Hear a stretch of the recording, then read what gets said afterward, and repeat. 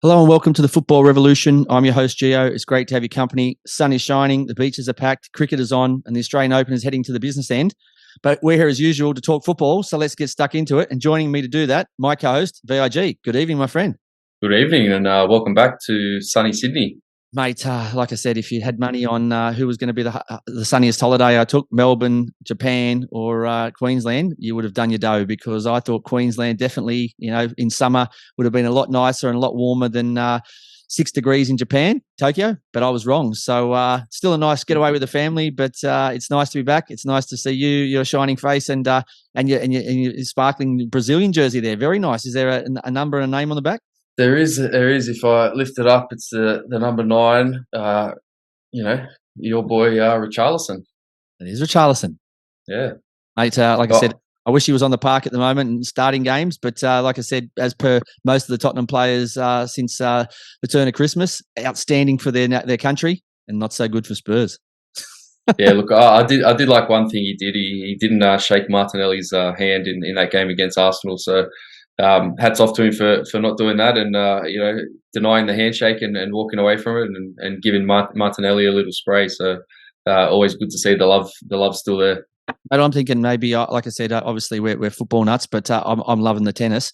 Maybe next year we do one live from the Australian Open. We go down there, we just set up a little tent somewhere, and we just we'll probably have a few guys yelling out, "You're at the wrong sport." But I think it'd be entertaining. We can do the show either during the day or the night, and then we can watch tennis the rest of the time.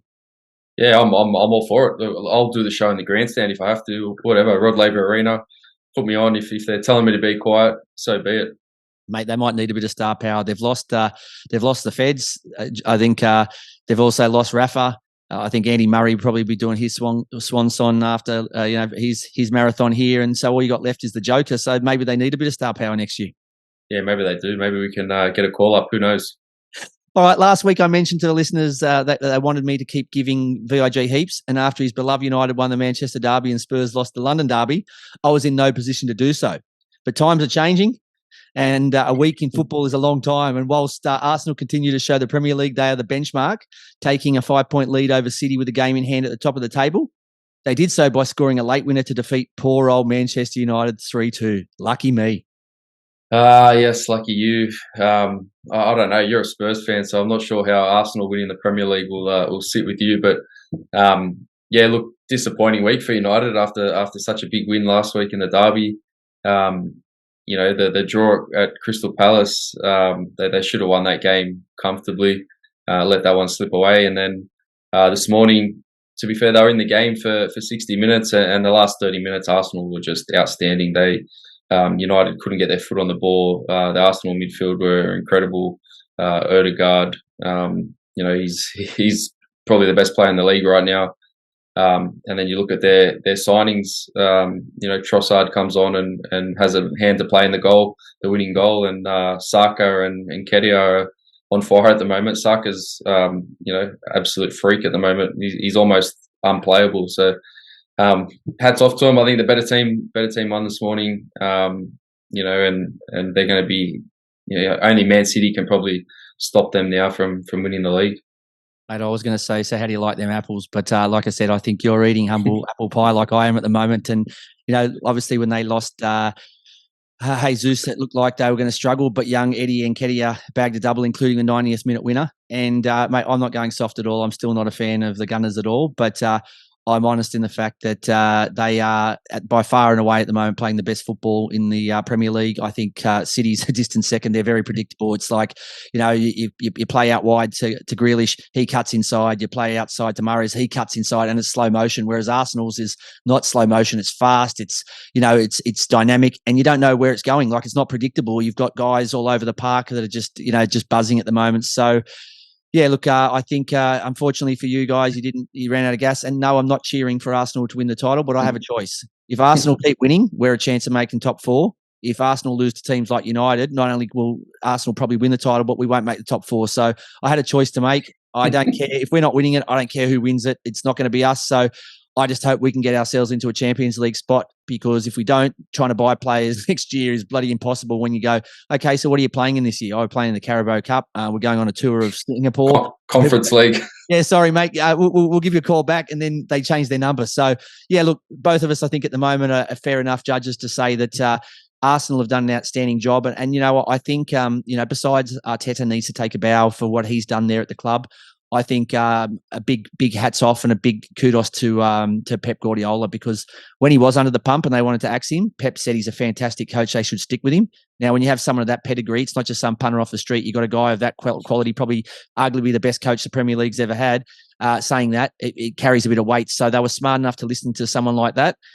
They've kept him there, and not only are they at the right end of the table now and looking like they'll break their premiership drought, but they're playing amazing football. I think obviously not having Champions League football has helped, but if they were in the Champions League, I think they'd be going a lot better than a lot of other teams. But they'll be there next year. But yeah, look, fingers crossed. I'd love it if they could fall over now and we still make the four, but I'm not going to get greedy. I just want to get some Champions League football. Moving back home, players on the move. So huge news is Dwight Yorke departs Macarthur by mutual consent. Anthony Carter's also leaves to explore other opportunities. So just before we move on to a few of the others, big play. Yeah, it is. Huge news. I think Andy Harper dropped it on the coverage on the weekend that Dwight Yorke was leaving Macarthur, which in a way I find a little bit surprising. But maybe he has somewhere else to go in the league or potentially elsewhere.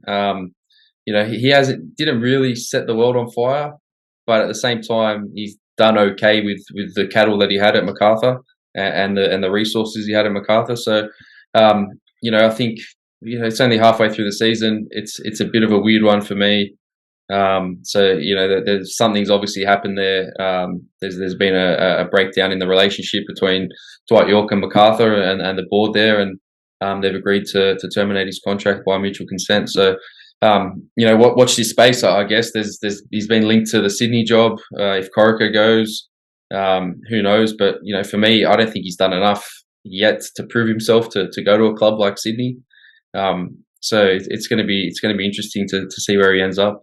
That may be Bull's gift to you. I know you're a big Sydney fan, so you'd love to have all night Dwight there. But I find it a bit surprising too, and you don't know what you can believe and what you don't. But in the change rooms, he's supposed to have said to the chairman as well as the players that they're rubbish. It's a circus. It's a joke, and they're a pub team. But I know he likes nightclubs more than he likes pubs, so maybe that's what he had against the Bulls. But look, in a league where they've brought him out to try and help grow the league and expand the brand, it's not a smart move to be doing that. And like you said, he hasn't done a great job. It's not like he's sitting on top of the table and he's had 10 wins and a draw and he hasn't dropped a game yet. His team was struggling, so for him to come out and say it's a pub league, is he a pub coach? Because he really hasn't. There's coaches there, Nick Montgomery and coaches like that, are lapping him at the moment. Absolutely lapping him in tactics, in quality of football, in results. There's not one category other than maybe what restaurants he can get into at short notice that he's got any of these coaches covered in.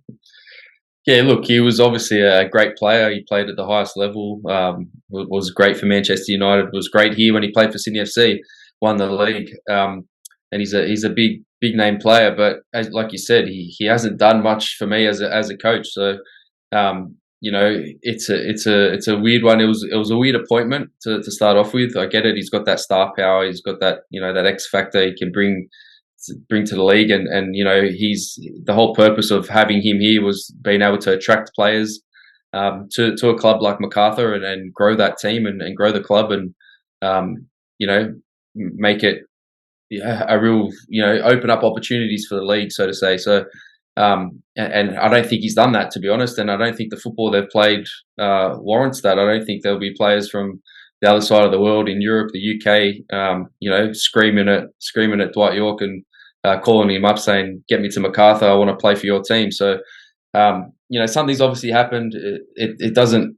It doesn't seem right. It doesn't add up. It doesn't all add up. We're all sitting here scratching our heads, but. At the same time, if he was to go, if Sydney were to go after him now, I don't think that's the right move for Sydney FC. I don't think that they need a coach like that one, and they don't need to get involved in. It's a bit of a circus at the moment. Dwight's calling he's the club and his players, pub players. But like you said, maybe he's a pub coach. So maybe he needs to go back to the Sunday League and apply his trade there before he gets another gig at a top club.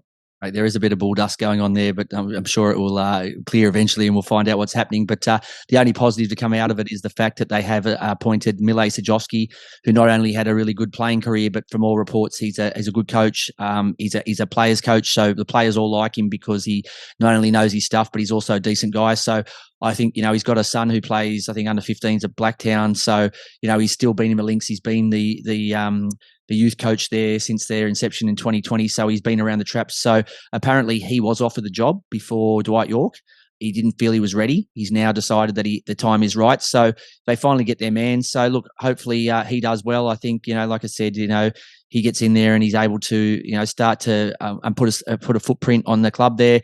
They were playing first season fantastic under Ante Milicic. Last year they lost their way, and then again this year they've appointed a guy who's had as much coaching experience in the A-League as I have. So I don't know if it was a great move, but moving on quickly to the others, Nick D'Agostino signs with Viking FC in Norway. Christian Theo Harris, they must have been listening to me. He linked up with the Mariners. So we were saying last week, go and get some of these players either on loan or buy these good young players who come back from overseas with big raps on them and who aren't getting any game time and bring them into your setup. I think Montgomery will get the best out of him.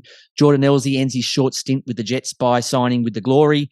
And rumour has it Callum Newhoff could be departing for Scotland. I hear rumours around Celtic, and now that that's when they were saying, is this true, Virgil? When they were saying that there's going to be a B League, I thought they meant here, not Scotland.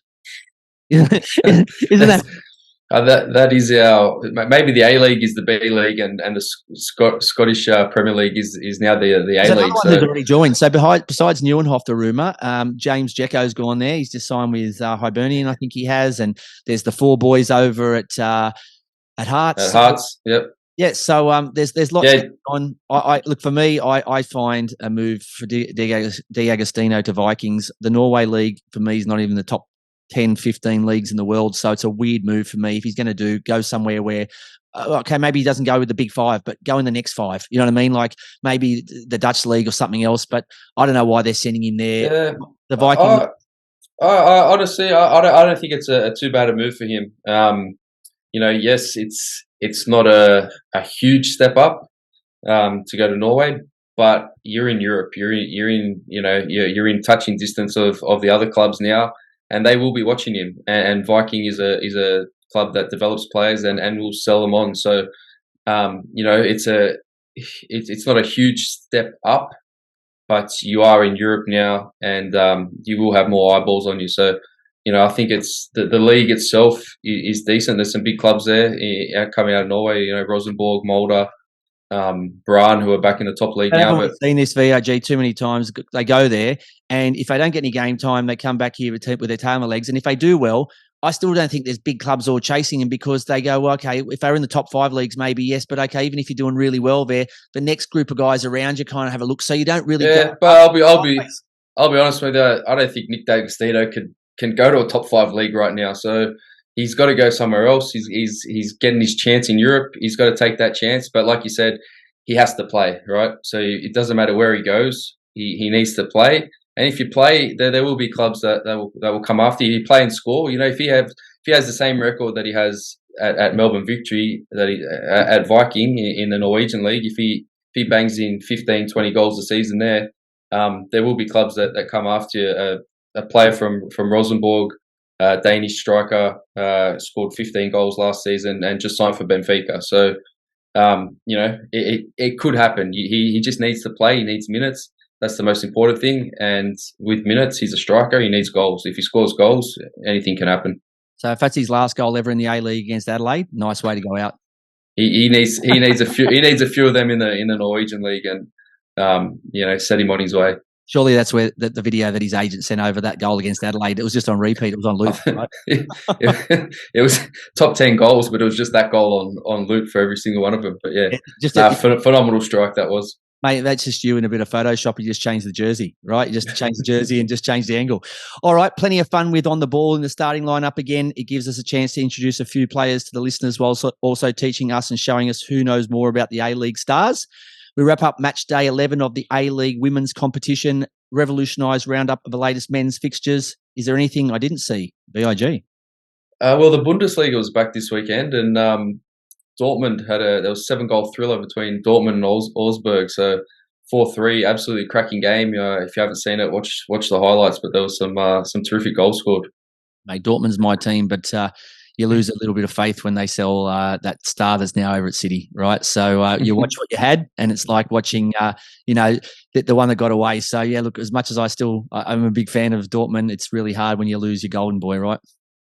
Yeah, it is phenomenal player, and they're a club now that they're a club that needs money and they need to sell players, and more than likely they'll lose their next golden boy in Jude Bellingham at the end of the season, I think. Yeah, no, very sad. All right, A-League women's wrap. So Phoenix with a breakthrough win, Victory and Wanderers doing a double shift, while Sydney, Jets and Perth got to put their feet up.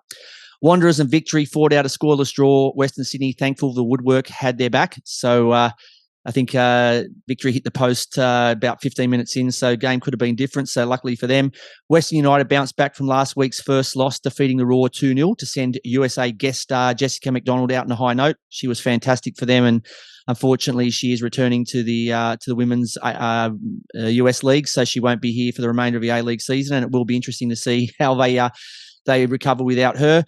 A routine first half header from Hannah Wilkinson is enough to give City a tight 1-0 win over the travelling Wanderers, so they did the double shift. 2 second half goals from Victory overturned Adelaide's opener, ensuring the away team head back to Melbourne with all 3 points. And the Phoenix with their first ever A-League win, and at home, thumping a very off-colour Canberra 5-0 in Wellington. What the foot? Yeah, what the foot? That last one, Wellington Phoenix 5-0, back at home. First, I think, is that their first win? It's their first. So they've picked up, I think, 2 draws so far, but they haven't even got close to bagging 3 points. In Canberra, we were saying a Smokies, right? We were raving about them last week, saying how good they're going up, moving up the table. We put the kiss of death on them. And to be honest, if it was a Melbourne or Sydney team, you'd be saying they're either the whole team got the weekend off to go to the Australian Open, or maybe they're up watching the cricket or something. But in Canberra, I don't know what you can do. So I'm not sure if they stayed home or if they just decided they didn't want to get off the bus or what was happening. But it was just a very, very, very poor performance from Canberra, and maybe we put the reverse on them this week. They're no chance of making the 4 now. I don't think there's any hope they can even get close to the 4. Yeah, interesting. Look, hats off to Wellington, 5-0. That's an absolute thumping. So good luck to them. It's good to see them get their first win.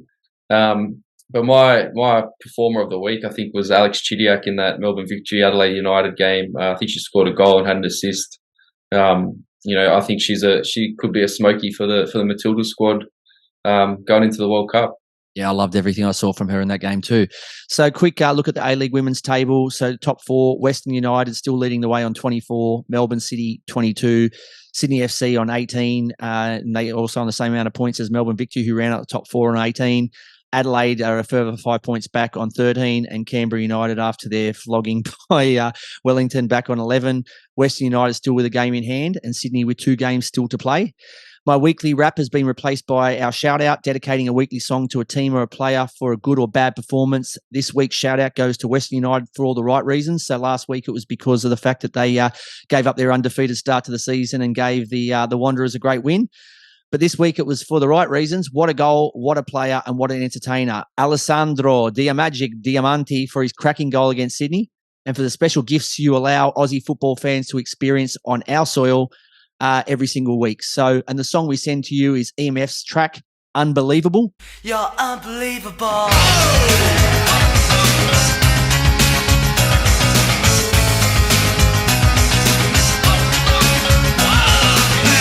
Is from the Coyote Ugly soundtrack from way back in the year 2000. But just like this song, you get better with age. How good was it when he was interviewed afterwards and he says, "Thank you to myself." The guy is golden. He is just absolute legend. Yeah, look, he's what a goal. Firstly, like the vision to pick that out, and that's over Redmayne, a Socceroos goalkeeper that's just played or just gone to a World Cup. So, to have the vision to do that and then to be able to execute it, absolutely phenomenal. And then, like you said, after the game to thank himself. What does he say? Unbelievable kick, unbelievable. So it was incredible, great goal. That's just technique. He's been doing that sort of stuff for years. and just having the audacity to lift your head up and see the keeper off his line and to have a dig from 40 yards out or 40 meters out, pretty much. How amazing would it be being Diamagic's social media manager, where after he does something like that, you just read through, right, and you're getting messages from Balotelli and that saying legend, best, all these guys, like all these football royalty, absolute stars of the game are all just sending messages like we get from friends saying, "Oh, you're the best, Diamagic, what a goal," this and that. Oh, you just love it, wouldn't you? Just sit there, Diamagic for 5 minutes, and you just reply saying, "Oh, mate, it's just another great goal in a million goals I've scored." Yeah, look, he's a big character, and he's obviously, he's a leader, and he's obviously, and he's an enigma. He's a big character in every single dressing room that he's been in, whether it's club football, the national team. I think everyone just loves him. He looks like a top guy to be around, a fun guy to be around, and he's an ultimate professional. He hasn't played that much this season, but when he comes on, he does make a difference, and we need more players like him in the league, and hopefully he gets some more minutes and starts starting matches for Western United, because he's when he came on, the game changed, but we'll touch on that later in the roundup. Bravo, Diamagic. A-League men's table, quick look at the table. So Melbourne City on 27 with a game in hand. Central Coast Mariners back 5 points on 22. The Wanderers on 20. Wellington also on 20. Adelaide on 19. And Macarthur Bulls on 17. The chasing Mariners and Wanderers were unable to take full advantage of City dropping points. Phoenix's strong form continues, and Glory and Western United hoping this kickstarts them climbing up the table. For the listeners, Revolutionised Round-up, we talk about the score, the goal scorers, the players of the game, the turning point, and what either Coach VIG or Coach Gio would have done to change the result of the game. The first game and the only game on the Friday night was Adelaide United versus Macarthur Bulls. Tell us how you found this one, VIG. Yeah, I'm going to race through this one. So it was a 1-0 to Adelaide United. Zach Clough, the goal scorer in the 6th minute. Player of the match for me was Joe Gauci. I think he's got to be in the next Socceroos squad, no doubt. He's been great. He's been great. For his dancing, or does he get in for his goalkeeping? Look, he can get in for his dancing for me. I would have picked him already for his dancing, but no, his goalkeeping's been phenomenal, so he needs to be in that squad. The turning point, obviously Ben Wallen got sent off in the 17th minute for a last-ditch tackle. Unfortunate, but he did show studs on Craig Noon. So that changed the whole complexion of the game. Adelaide had to, pretty much shut up shop after 17 minutes and hold on to their 1-0 lead for the rest of the game. And then Jay Coleman from Macarthur got sent off in the 56th for a second yellow. So that pretty much killed it for Macarthur. Tell me this, G. So this is 6 red cards this year, including the FFA Cup for Adelaide United. Is that a discipline problem? Yeah, it's not good. It's I think Isais has picked up 2. I think, look, this was just a clumsy challenge. I don't think Wallen's played much the last month, so he's come back into the squad probably just a touch off the pace. It looked like a bad tackle, but I don't know. It's very high, isn't it? It is very high. I don't know if it's a problem, but maybe it is starting to become a problem if it continues. So. It is a lot of red cards for these aren't away red cards either. These are home red cards. Yeah, I don't know what it is. I don't know. It's tackles. It's not like it's back chat or players getting sent off for doing stupid things. They're in tackles, so they're in challenges. Maybe it is starting to become an issue now that you put it that way. But hopefully they rectify that. And you never want to see. You don't want to have coaches telling players to pull out of tackles and things like that. So I'm hoping it's not too much of an issue for them moving forward. Mate, what about if we stop calling them the Reds and call them United? Maybe that's the problem. Maybe because we're calling them the Reds, they're thinking they have to live up to their name each week and get one to match. Yeah, potentially.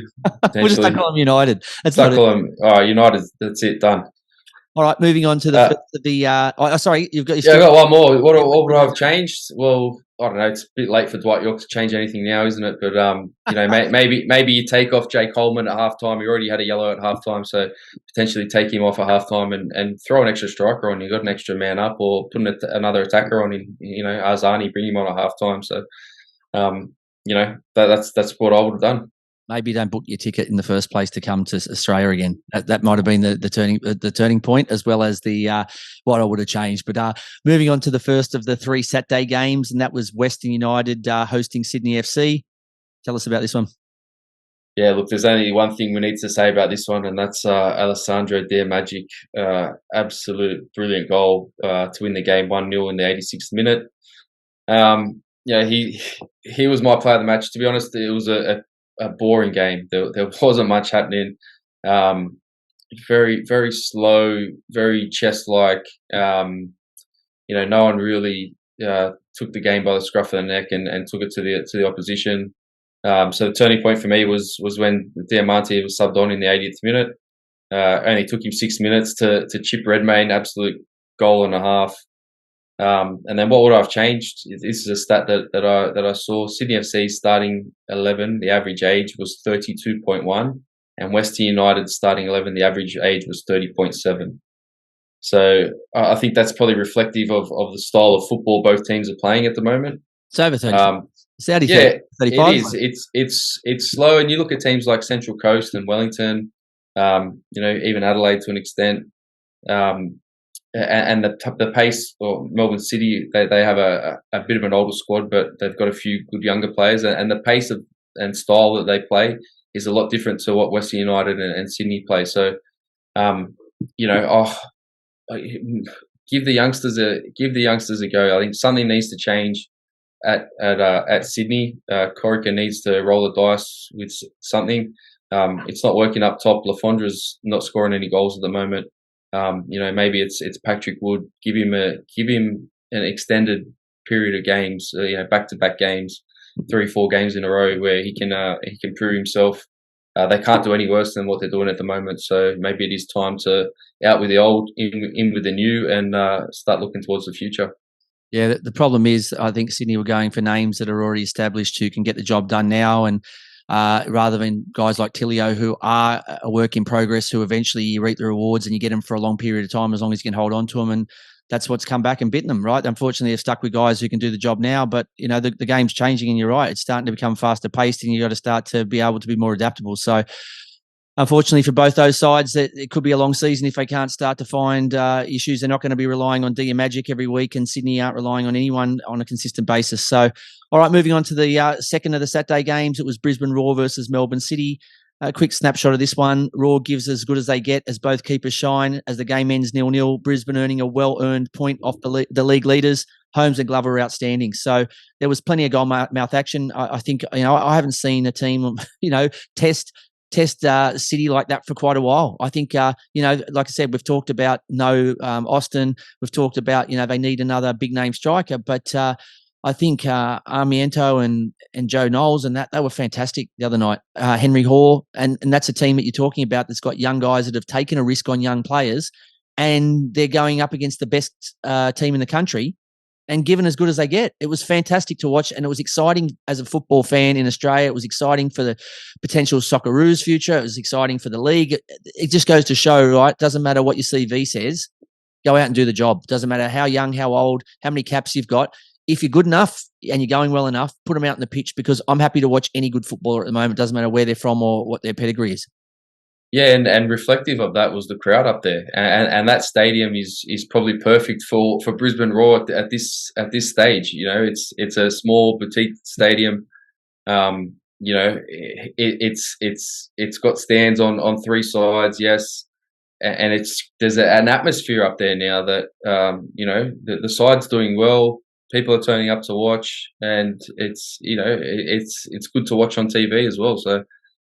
Hats off to Brisbane Roar and Warren Moon at the moment. I think he's doing a great job, and like you said, with the players that he has available and the young players that he's brought in, now they've played. They've played 11 games this season or something like that together. So they're building on that, and 13 games now they've played. So it goes to show that you give these youngsters a chance and give them a prolonged stay in the first team, and you'll reap the rewards, and that's what Brisbane are doing at the moment. Mate, if it wasn't for Glover pulling off a few fantastic saves, they would have got all 3 points. and they've kept the J-Max and these sorts of star players pretty quiet. So lots of good things coming out of Brisbane.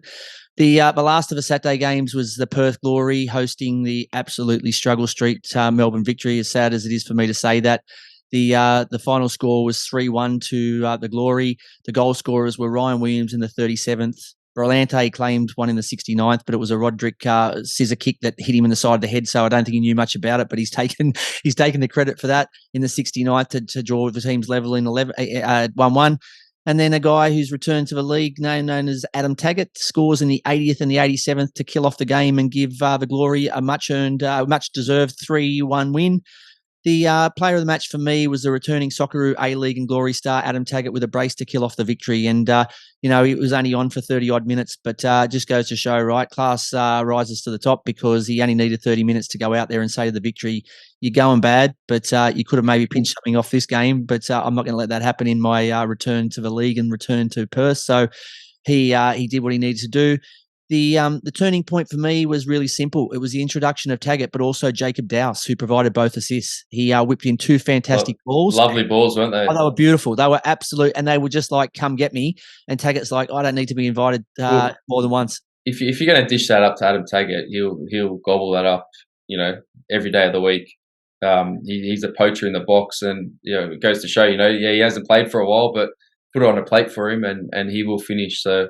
He's a natural goal scorer, and another stadium or boutique ground that looked fantastic on TV. I think they had a packed house there. You got Melbourne Victory coming across. The Perth fans have packed it out and turned it on. And right now, for that club, for Perth, the way they're building with young players as well, that is a perfect venue to pack that out every week and create an atmosphere. And they've had a few back-to-back home games now. And they're playing some good football and winning. So hats off to Ruben Zadkovic. We probably said at the start of the season he might be one of the first managers to go. So he's doing a great job with the youngsters, and it's good to see people turning out to watch these football games. Yeah, look, I don't always get everything right, and I said that he needed to get rid of Bruno and let Bruno go and prosper somewhere else, but it probably did the world of good for them because Bruno's not doing anything at the Victory. He comes back to play against his old team, didn't do much at all, and they seem to have just absolutely grown an extra leg since Bruno's gone. So that's not to say Bruno was the problem, but maybe it's not the Bruno that we know. Maybe it was a Bruno that was taking up some space there and some cash that they were better off spending on someone else, and they've brought back a Taggart now who is a lot more mobile striker, and adds a totally different dimension. So, look, I'm not too proud or too embarrassed to say I was wrong. I think it's worked out absolute wonders for the Glory. The Glory's gone up, and the other side of the seesaw was the Victory, and they've gone down. And that's not solely on Bruno, but it just hasn't worked out. So, the other thing I want to touch on just before we go into what I would have changed is the fact too that I don't often pat the VAR on the back, but I think they got it right in the game where there was a clash between Clisby and Chris Economides. They gave a red card. I don't know if it was a bit harsh, but they gave a red card for going at Economides' throat, so they sent him off. They gave Economides a yellow. He was then told to review it, and he looked at it, and he revoked the yellow card and gave him a red, which I think was probably fair. It was either both red or no red, and I think he'd already sent one, so the other had to go. So it was handled well. It was handled the right way, and I think it was a fair decision. Whether it was the right one, I don't know. It could have been a toss of the coin, but I think excellent job to the referee as well. I think it was Lucas, and to the VAR. Fantastic, bravo job. What I would have changed is, look, I don't know if there's much I would have, losing D'Agostino without much warning, plus Bruno and Tommy Juric still not finding their feet. Popovic needs someone to step up and start scoring. Okay, Nani wasn't at his best, but he was also creating. So you've lost Nani, you've lost D'Agostino. Is there a player within, or does he need to replace the man he lost? I don't know what the answer is there. You think he's got enough talent there, but they've had this talent all season, and they just seem to be treading water. So does he need to go out and get a young guy who adds a different dimension, who's a different player, and give him a chance? Or, Bruno and Tommy Juric are similar sort of players. They need good service. They're not going to run around all day and do a Mitch Duke or a Adam Taggart and throw themselves around and offer that that speed option. They're both balls to feet and get in the box. So maybe they need to go out and purchase someone in this window before it slams shut. Yeah, I think they need another attacker. They need a winger, a number 10 or another striker that gives them a different dimension up top, because obviously Juric is nowhere to be seen at the moment. Fornaroli is, like I said, a bit off the pace. He hasn't really done anything for victory since he's gone there. But I think they need someone who's a little bit more versatile, a little bit more dynamic, can spread the defense a bit more, and give him that verticality, I guess, and get in behind defense. So whether that be on the wing or up top, I think they definitely need to bring someone in before the end of the window. Most definitely. Travelling over to New Zealand, the Wellington Phoenix hosted the Central Coast Mariners, so a top four clash. The Phoenix, just buzzing to have both their teams, their men's and their women's teams playing. This was the first of the Sunday games. What was the score here, and what did you like? Yeah, look, this was probably my match of the weekend. I thought both teams were phenomenal. They both play exciting brands of football at the moment, with Montgomery and Ufak Talay at the helm in Wellington. Final score was 2-1 to the Phoenix. Goals in the 32nd to Alex Rufa, and the 40th. First in the A-League? He's first in the A-League, yes. First professional goal, I believe. Okay. And to goal scoring machine. Goal scoring midfielder, yes. And then in the 40th minute to Oscar Zawada, and then hot streak at the moment.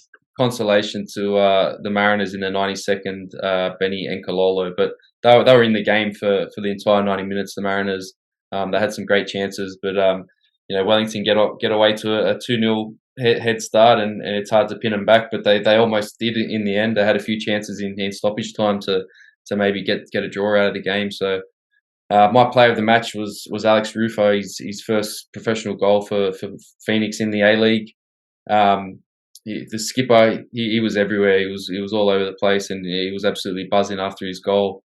And it was actually his first game back in Wellington since May 2021. So did he have a celebration? Because he hasn't obviously had any practice, right? No, he had absolutely no idea what to do when he scored. He just ran away in hysterics, and I think the boys just surrounded him and ruffled his hair up a bit. But they were all disappointed because either they've lost a lot of dosh, right, because they bet that he wouldn't score this year, or he's avoided the nudie run around the pool table, so they're disappointed either way. I think they've all seen the nudie run for too many seasons in a row. I think they were all pretty happy they didn't have to see that one again. But true. Yeah, look, the turning point for me was the Wellington second goal for Wellington. It was a lovely ball in from the right from Callan Elliott. He also had a really good game, and getting up and down the wing and putting some nice balls in, and he's sort of starting to form a bit of a relationship with Costa Barbarouses, who's playing in front of him. So he's been very good for Wellington, and Oscar Zawada, he's on fire. So it's a great find from Ufak Talay and his staff to bring in a player like that, Zawada, and Krayev as well. We've been talking about him. Krayev has gone quiet since Zawada's caught fire, right? So I don't know if they can only have one person on fire at the Phoenix at a time, but while they've done a switcheroo, but yeah, like I said, Krayev has been sent off since and been a bit quiet since Zawada started taking the limelight. Yeah, look, as long as one of them's on fire and scoring goals, that's good for the Phoenix, but they'd obviously love to have both of them on fire. But they've both been great finds and great additions to the league. So looking forward to what they do in the back end of the season. But that's the same thing with the football revolution. As long as one of us is going half decent, we don't care how the other one's going. Yeah, the other one, someone can one can drag the other one along with them. That's all that matters. Happy dragging, VIG. That's it. All right. So what would I have changed? I thought Paul Ayongo, when he came on, he was a handful. He came on with about 30 to go. Maybe if I was Monty, I rolled the dice at half time with him, and I think he made a double sub at half time, but maybe made a triple sub at half time and thrown Ayongo on because he was running all over the place and putting a lot of pressure on the Wellington back four. And almost, they got a goal late, but they could have had another one, the Mariners, to tie the game up at 2-2. There was a bit of magic at the end too. So not only did the the Phoenix get the job done over the high-flying Mariners, and their women's team getting their first victory, a 5-0 win at home. But both teams winning, but their fans ran on the pitch. There was photos. I saw our good mate David Ball ran on with both his sons, and they came on with him on the walkout. So a really, really special day, and one that I think the Phoenix faithful won't forget in a hurry. Yeah, definitely. And look, it's good to have Wellington Phoenix playing in Wellington in front of their home fans, in front of their families and friends. And it's great to see the fans on the pitch enjoying themselves after the game. All right, and the last of the round was the second of the Sunday games. We'll quickly rush through this. It was the Newcastle Jets versus the Western Sydney Wanderers. Final score was 1-1. The goal scorers were Angus Thurgate with a well-taken header in the 37th, and then Ollie Bozanic from the spot in the 64th, levelling the game up at 1-1. For me, man of the match was Thurgate. He got the Jets goal, and he's not getting my man of the match because of the fact that he scored only. It was simply that he was scheming all afternoon for another. He was trying to set others up. I think basically with almost the last kick of the game, he played a through ball through out of nothing for Hoffman at the back post, and he should have scored the winner. He didn't. He fluffed his lines and kicked it straight at the keeper. So I think he did everything he pretty much could to try and get the Jets the victory against a really good Wanderers side, but it wasn't to be. So no thanks to the efforts of Thurgate. They didn't walk away with 3 points. I think he did as much as he possibly could. The turning point for me was really simple. 1-0 up in the 60th minute. Sotirio was put clear. He was a few yards in front of the Wanderers' defence. He took way too many bad touches, slowed down and allowed Gabriel Cleur to cover and kick the ball out for a corner. And a few minutes later, the Wanderers get a penalty and Bozanic steps up and equalises from the spot. So I think if the Jets had taken a 2-0 lead, I think it would have been game over. Thank you very much. And they would have taken a big scalp against a really good Wanderers team this year, but it wasn't meant to be. And the Wanderers were brave enough to pinch a point. What I would have changed is the Wanderers failed to make their dominance count. They had 64% possession, but only one goal. They didn't create enough chances, and they didn't convert the ones that they did. I think they're in real need of another classy striker in the squad to be a real contender. If they can get another striker who basically can score some goals, for example, if they'd picked up Taggart, I'd say these guys would almost be the front runners now. I think for the league, they've tightened up their defence. They've got an excellent keeper. They've got a really good back line now, but it doesn't leak many goals. They've got some creative midfielders, but then because they're lacking a striker, not only are they not taking the chances or getting these chances they should be, but they're playing Brandon Borrello, who's an excellent wide player up front, which means you've lost a great midfielder to put a guy out of position who's not a striker. So I'd rather take a risk on a young guy or go out and purchase someone. So if they can solve that problem in this window, Marco Rutten has a real chance of bringing some silverware to the black and red faithful. Yeah, 100%. I know Cassini Yengi was out injured on the weekend, but for me, he's the number 9. I need to play him up. You need to play him up top, but if they're going to play 2 up top, I think they need to bring someone else in as well, because I think Suleiman Krpić, the Bosnian they brought in, just hasn't really done it for me. And do you let someone like him go to bring another striker in, or go on the search to bring someone else in? So it'll be interesting to see what they do, but I think they do need another attacker. And like you said, you want Borrello playing on the wing. I would have Yengi up top with someone else. I think Ollie Bozanic's been a huge boost for them back in the midfield, playing really well, and he's a leader. Takes penalties, scores penalties. So having him back is huge. But they need, like you said, I think they need one more player up top, and they could be the front runners to challenge City, I guess, for the league. Even on loan, just get someone for the rest of the season. Worry about at the end of the season working out who's your long-term solution, but just get someone here that bags you 5 or 6 goals. It probably gets you an extra, half a dozen points and puts you in pole position to get a real crack at the title. All right, that's the end of our Revolutionised Round-up. Up after the break, we welcome back to the starting lineup on the ball, as well as our clinical finish. We'll catch you then. You're listening to the Football Revolution. Welcome back to the show. We're in danger of becoming a little bit too serious on the show. We love to have our fun and our laugh and our jokes, even though we do know a bit about football. But with giving our players a rest from the player escape room and having too much on with the World Cup, we've cut out our on the ball for a few weeks now, as well as our what else, lost in translation and some other things. So we thought tonight, for a bit of a change, before we start getting some of these big hitters, ALeague players back in the player escape room, we'd have another crack at on the ball, which usually is quite entertaining for the listeners, and gives me a chance to show how bad I am against VIG. So The way it works is on the ball. It returns for the new listeners. VIG and I play a Guess Who style game to get to know the players in the league. We ask each other 3 multiple choice questions, and the most correct answers wins. Hopefully, I can finally win one. I've not been able to break my drought yet. I don't know what that's called. There must be a name for it, but absolutely rubbish. No matter how hard I try, I'm going to try and write the answers down so at least I'm a chance of at least picking one of the answers because I don't have the best memory at this, but I think you're 5-0 or 6-0. You're unstoppable. So you've been good enough to let me kick off. So I'm going to go first. I'm hoping that a score of 0 would give me a chance of at least getting a draw. I don't know if I ever had a draw. I think I might have got a sudden death, and that's the closest I've got and still lost. Oh, I don't know. You might have had one draw. Might have given you a sneak, but maybe I think we scissor paper rocked it, and I still won. So we'll see how it goes. We've even disclosed to each other before kickoff which players we've done, and I'm never even tempted to even look it up because I just want to win once fair and square, right? It wouldn't matter if someone fed me the answers now. I'd just shut my eyes or block my ears. I just want to be able to beat you for fair and square once and for all. So I'm feeling good, but I've said this every time, so that means absolute nothing. So I'm going to get stuck into it. You ready to play? I am. Let's go for it.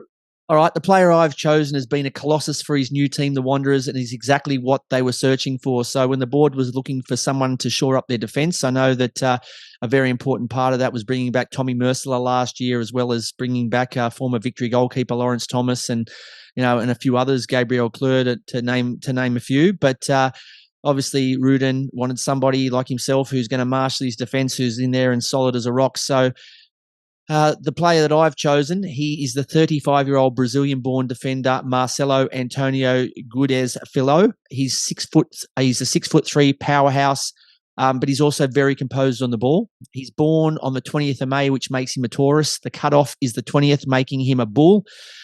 So I think that's quite appropriate because he's shown earlier in this year when there was a couple of all-ins that he was going to pick someone up and choke slam him, and it would have been. I think he would have been last man standing if this was a 20-man battle royale. I would have my money on him. So he looks the part. He's a big powerhouse, and like I said, he's a great leader for the club and exactly what they needed. He's had an excellent European career and was a fantastic signing for the league. We definitely need more of the players like this to take our league to another level, but. If you're a Wanderers fan, you'd love him. And if you're a fan of one of the other A-League 11 teams, you'd be scared of him. So I think he's exactly what we need in the league. So, mate, if you're ready to play, I'm hoping that, like I said, the motion gets probably 0, and that gives me half a chance of being able to pinch one and getting my first ever on-the-ball victory. You ready to go? I'm ready. Look, I've got my Brazilian shirt on. Feeling good about this one. So I never knew this, but this is a bad sign for me. This could be a bad omen for you or maybe a bad omen for me. Who knows? But let's do it. Mate, you know your stuff on most players, so I'd be absolutely shocked if you didn't know something about Marcelo, considering you're a defender and he's one of the best in the league. So what is the highest level Marcelo has represented his country, Brazil? Is it A, under 17s, B, under 20s, C, senior level, or D, not at any level at all? God. All right, I'm happy to give you a 50-50 on one of these two. If it helps you out, I'm happy to give you a 50-50 at any of these. You just need to let me know, and I'll strike out 2 of the incorrect answers.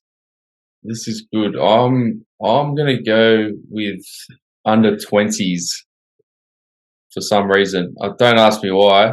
Yeah, the correct answer for the jammy bloke wearing the Brazil shirt is under 20s. He's had 4 caps. You are absolute freak. There we go. Yeah, look, I'd ridden off senior team because I can't remember the last 2 players around. Yeah, the quality of players. You got Thiago Silva and Marquinhos and the like. So I can't remember him in my time seeing him play for the senior team, but he's played at some big clubs in Europe. So I just had a feeling he'd probably played under 17s and under 20s. Yeah, I was just hoping you said none, and I was going to then laugh in the face and say, "Hey, mate, you've got none from one." But absolute class as per usual. So moving into the second one, he made 91 appearances, scoring 5 goals for which Dutch football club? A, Ajax, B, Feyenoord, C, PSV, or D, AZ Alkmaar? Oh, I have a feeling there was another famous Brazilian that played for this club. And I think there's been a few other Brazilians that have played for this club as well. So I am going to go with PSV. The correct answer is PSV. What an absolute weapon. Look, Yeah, look, that was honestly that was a bit of a guess. I know he's played in France, but yeah, I don't know. I don't know why. I had a feeling he'd play. I must have seen it somewhere, but Of course you did. Honestly, like yeah. you just tell, it's just mental telepathy. And the thing is too, I almost gave it away because when I was writing it, I said, he made 91 appearances scoring for which Dutch powerhouse, right? And I thought, oh, well, that's going to rule out probably at least one, Alkmaar. Alkmaar's gone. Yeah, and then I'll end up putting my foot in it and saying it's not a cleaning product. So Ajax, that's gone, right? Ajax, so they're gone. So then I thought that leaves two, but it wouldn't matter if I gave you one of 50. I think you're still going to get it anyway. You're just absolute freak of nature. All right, so you're 2 from 2 and absolutely flying. So for a clean sweep here, I don't know. I know you normally win in style, but I don't remember the last time you did a clean sweep and you still got your 50-50, so you're looking the goods. Final question for a perfect score. Which European team did he make his most appearances? Was it A, PSV, B, Lyon, C, Bordeaux, or D, Besiktas? Oh God, I have a feeling it's one of the French teams, Lyon or Bordeaux.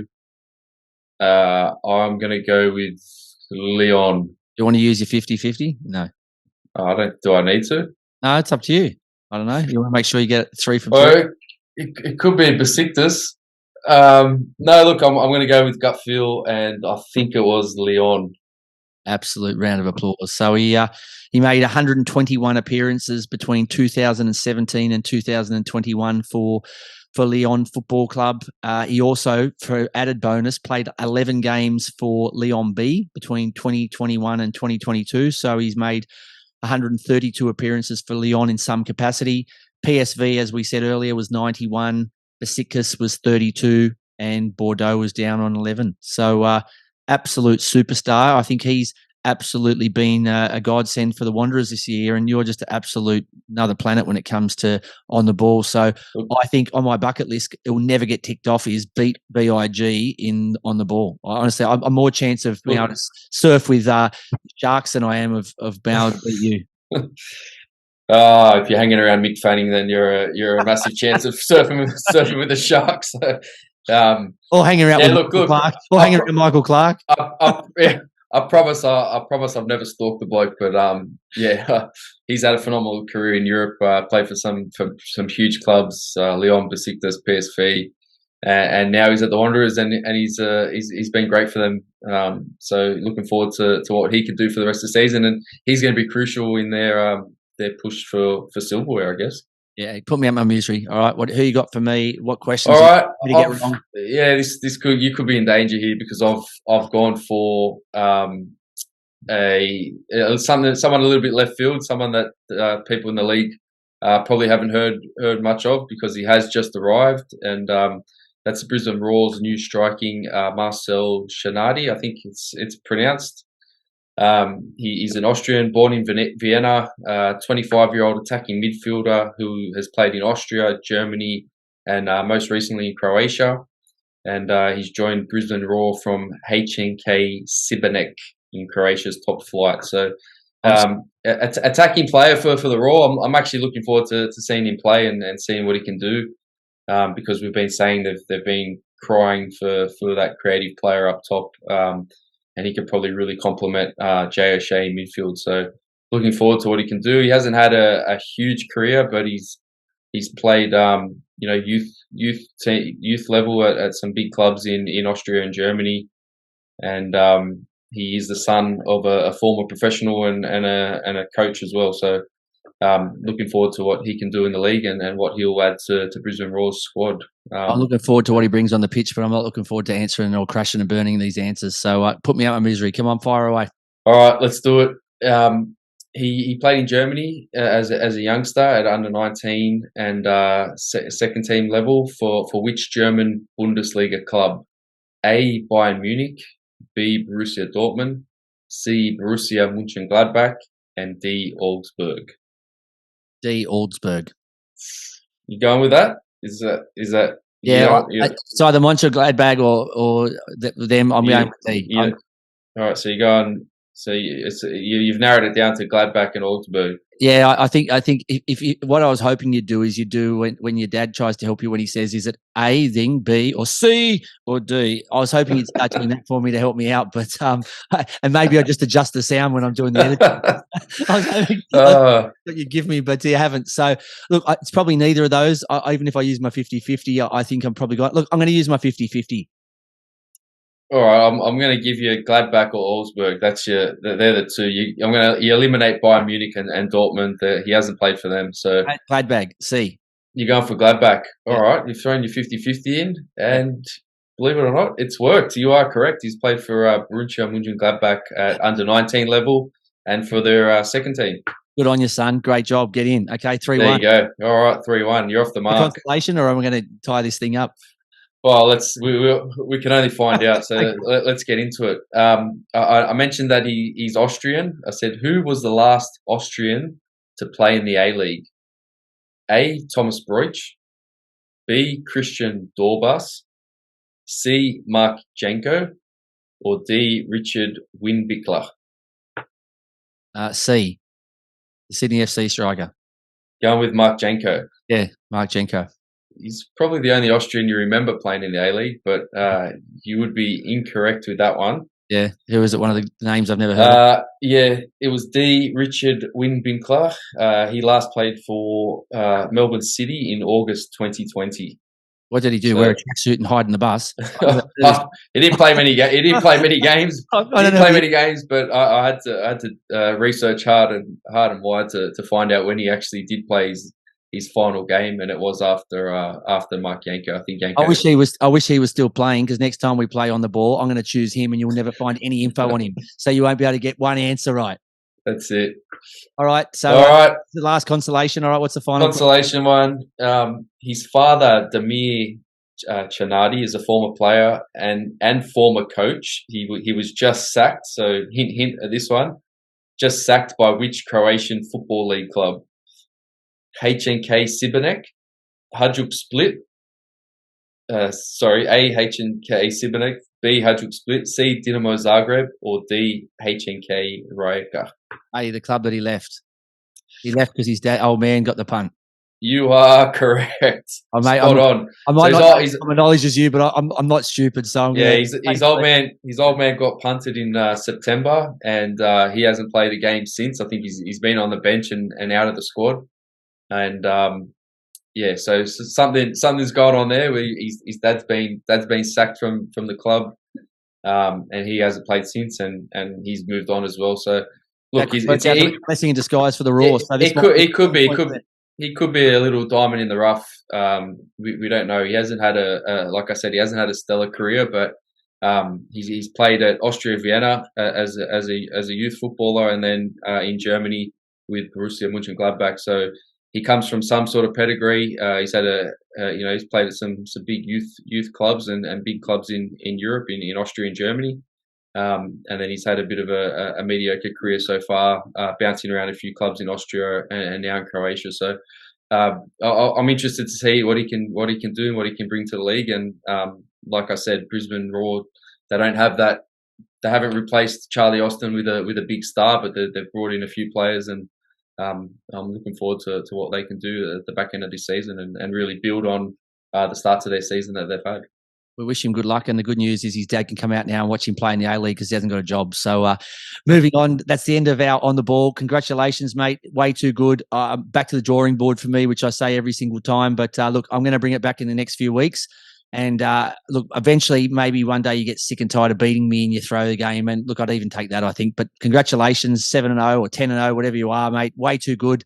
As we call you, you are the walking encyclopedia of football. You're VIG stats man. You're just way too good for me. So congratulations. Moving on to our final segment of the night, which is our clinical finish. Let's get through this quickly. We talked about it a little bit earlier, but my what the foot is a rumour that All Night Dwight could be a replacement for Steve Correca if Sydney show him the door. Simple facts. The Bulls are 5-2-6, 5 wins, 2 draws and 6 losses under him. 16 goals for, 18 goals against. not a great brand of football, and didn't really impress me with his stint at Macarthur. So I'd be super disappointed if Sydney appointed him. I know he was their first marquee when the A-League started. I know there's a lot of magic there. I know there's a lot of Cinderella story about him being their first player and how successful Sydney were when they became the all-night Dwight Bling Bling club. But I don't think he's a man. He hasn't proven to me he's ready to be a first-team coach. It's not to say he's not going to be one, but I don't think his place is Sydney FC. So for me, if that is true and he does take over Sydney, what the foot, WTF for me. Yeah, absolutely. Look, like I said, I don't think he deserves a job like that. I don't think he's done enough with Macarthur. The circumstances are different at Macarthur. They're a new club to the league. They don't have the resources. They don't have the fan base. But the whole purpose of bringing him there was to try and build that. He wasn't going to turn him from a small club to the biggest club in the league in half a season. So there's obviously, like we said, something's happened there. There's been a breakdown in the relationship between Dwight, the players, and the board. And the board have had enough, and maybe Dwight's had enough as well. And they've mutually terminated the contract. But if he ends up at Sydney FC, I will be extremely disappointed. I don't think he deserves a shot at this stage. If he goes away and he coaches another team and he does really well for 1 or 2 seasons, great. All right, bring him over, because he does have that star power to potentially bring some new players into the league, and maybe at a club at Sydney FC, it might be a bit easier for him to do that, to attract those players as well. So great, but at the moment, no. For me, if he goes to Sydney FC, that will be a huge what the foot. I don't think it's the right move for Sydney at this point in time, and it's not the right move for Dwight at this point in time. He hasn't done anything. He hasn't proven himself. It's a big no from me. I don't care if it's the cowbell ring or the bling bling. Either way, I don't think he should be at Macarthur or Sydney FC. It seemed like a panic, sort of a throw at the celebrity starboard. Look, for him, I reckon he could be your assistant this year if you get a coaching gig. I know there's some teams chasing you, trying to convince you to switch the boots for the clipboard. If they do, I'm happy to offer you him as your assistant. If he does a year or two under you, especially VIG stats man that knows more about football than anyone, then he might be ready to have a crack at maybe MPL by himself, or maybe that sort of level in the coming years. Yeah, look, I'll be happy to have Dwight as my assistant anywhere at any team, as long as he takes me out to a few nightclubs with him after the match. That'll be fine. Sign him up. Probably more exciting for Giannis, because he knows that he'll be set when he gets older. He doesn't have to line up anywhere ever if he's hanging out with all night Dwight. But Dwight. All right, exciting round of games this week. Games to watch. 2 teams struggling, so desperate. Big Blue Thursday night. The Sydney FC versus the Victory. Usually, this is the top of the table clash. This is the bottom feeders at the moment. The cellar dwellers. Can we still call it the Big Blue, or do we call it the Small Blue? I don't know. Don't know what it is, but yeah, it is. It's Australia Day, Thursday night. It's a tradition in Melbourne, and both clubs are struggling. Both clubs need a win desperately. A loss for either coach, and it could be the end of either of them. Corica or Popper could be shown the door. I hope it's a good game, and I hope it doesn't turn out to be the big word rhyming with blue. But moving on to Phoenix against the Glory. I think both teams Phoenix in excellent form. The Glory really starting to find their feet, and Taggart now, came off the bench on the weekend, but you'd expect after his performance that he'll start. So really interesting game there. Mariners hosting the Wanderers, another game. Wanderers coming off probably a lucky draw, and the Mariners an unlucky loss, but either way, neither team picked up 3 points. So that'll be a really important game for both these teams. And then City entertain Adelaide. So some really excellent games, 3 excellent games here over the weekend, as well as Thursday night's desperation battle. Yeah, huge fixtures. The distance derby, Wellington and Perth, both teams flying at the moment. It'd be interesting to see how Perth go with the travel, I guess. Notoriously haven't performed too well, either teams, when they have to travel, something like 8-hour flight or something like that. So that'll be interesting. Macarthur Western United, also interesting, with Mile Sturjovski taking over there. So looking forward to that. I think Saturday's got three bumper games back to back, and then the Sunday game between City and Adelaide has always been a good clash. So looking forward to a big weekend of football, and it all kicks off on Thursday night. After you play two up and have a couple of sausages on the Thursday. So big few days for all Australians. Quick TFR fantasy update for the listeners. So my round 13 total again, I don't know unless this was a misprint, was 87 again. I don't know how you end up with a odd number like that, but 87, taking my total to 1,024. I made no changes. And I had a couple of really high-scoring players in Josh Risdon, Robert Mack, and Ryan Williams, but no Captain Cummings and no Amalfitino really hurt me, as well as 3 of my bench players scored over 13, which was totally wasted. I never expected they'd do that, but good luck to them and bad luck to me. So that's me, 1,024 after 87 this round. What about you, VIG? What was your round 13 score? Oh, man, I think I've got the kiss of death because I did bring in the changes and I only ended up with 59 points, which takes my total to 973. So you're a distance. You're starting to creep away from me, and I can't even see your number plate up ahead. So you're flying at the moment. I've got the kiss of death because I brought in Andrew Redmayne. Absolute kiss of death. I brought in Craig Goodwin, and I also brought back Alex Wilkinson. Wilco did well for me. He got 8 points. I actually had Redmayne still. I brought him in for Izzo, but still had Redmayne on the bench anyway. And Craig Goodwin brought him in. Yeah, he got me 10 points, but not too bad. I expected a bit more from him, to be honest.